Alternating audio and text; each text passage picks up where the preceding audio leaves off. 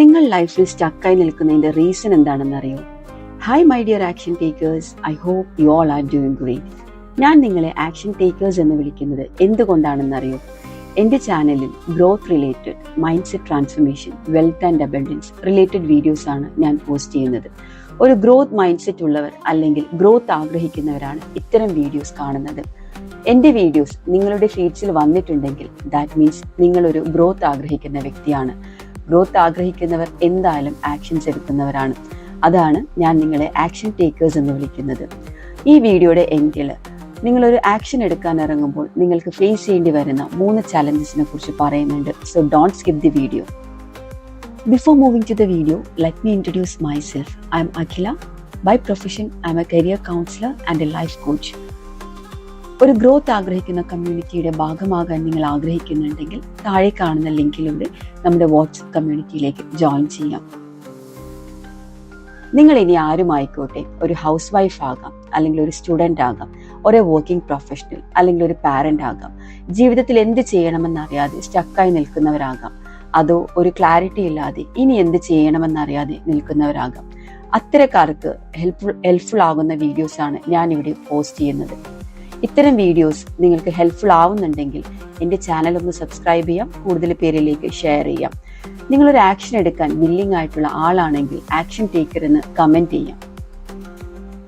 So moving to our topic, നിങ്ങൾ ലൈഫിൽ സ്റ്റക്കായി നിൽക്കുന്നതിൻ്റെ റീസൺ എന്താണെന്നറിയോ? നിങ്ങൾക്ക് പല ആഗ്രഹങ്ങളുണ്ടാവും, പലതും ചെയ്യണമെന്നുണ്ടാവും, പക്ഷെ നിങ്ങൾ എവിടെയും എത്താത്തതിൻ്റെ മേജർ റീസൺ നിങ്ങൾ ആക്ഷൻ എടുക്കുന്നില്ല എന്നതാണ്. ആക്ഷൻ എന്ന വാക്കിന് നമ്മുടെ ലൈഫിൽ ഒരുപാട് ഇമ്പോർട്ടൻസ് ഉണ്ട്. നമുക്ക് ചുറ്റും കാണുന്ന പല സക്സസ് ആയ ആളുകളും ഒരു കാലത്ത് പ്രോപ്പർ ആക്ഷൻ എടുത്തതിന്റെ റിസൾട്ടാണ്. ഫോർ എക്സാമ്പിൾ, നിങ്ങൾ കഴിഞ്ഞ 6 മാസമായിട്ട് നിങ്ങൾ എന്ത് ആക്ഷൻ ആണോ എടുത്തത് അതിന്റെ റിസൾട്ടാണ് നിങ്ങൾ ഇന്ന് എക്സ്പീരിയൻസ് ചെയ്യുന്നത്. വേറൊരു എക്സാമ്പിൾ പറയുകയാണെങ്കിൽ, ഒരു യൂട്യൂബർ ആകാൻ പ്രത്യേകിച്ചൊരു ക്വാളിഫിക്കേഷൻ വേണ്ട.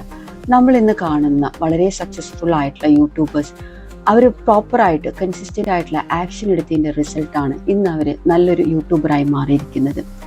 ഒരു കാര്യം മനസ്സിലാക്കുക, ആക്ഷൻ എടുക്കാതെ ഒരു കാര്യവും നടക്കില്ല. ആഗ്രഹങ്ങൾ മാത്രം ഉണ്ടായാൽ പോരാ, you should take action. Action is the bridge between your dream and reality.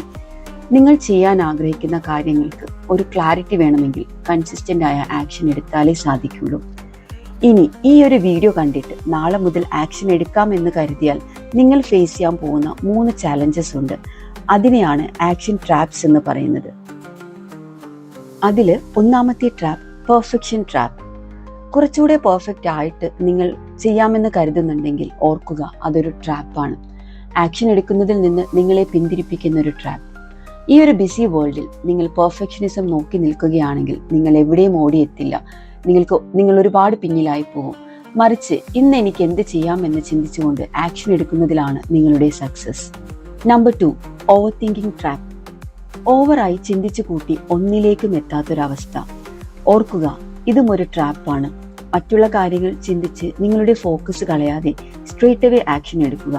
Always remember, over thinking നിങ്ങളെ എവിടെയും എത്തിക്കില്ല. മറിച്ച് നിങ്ങൾക്ക് കൂടുതൽ സ്ട്രെസ്സും ആങ്സൈറ്റിയും കൂട്ടുകയുള്ളൂ.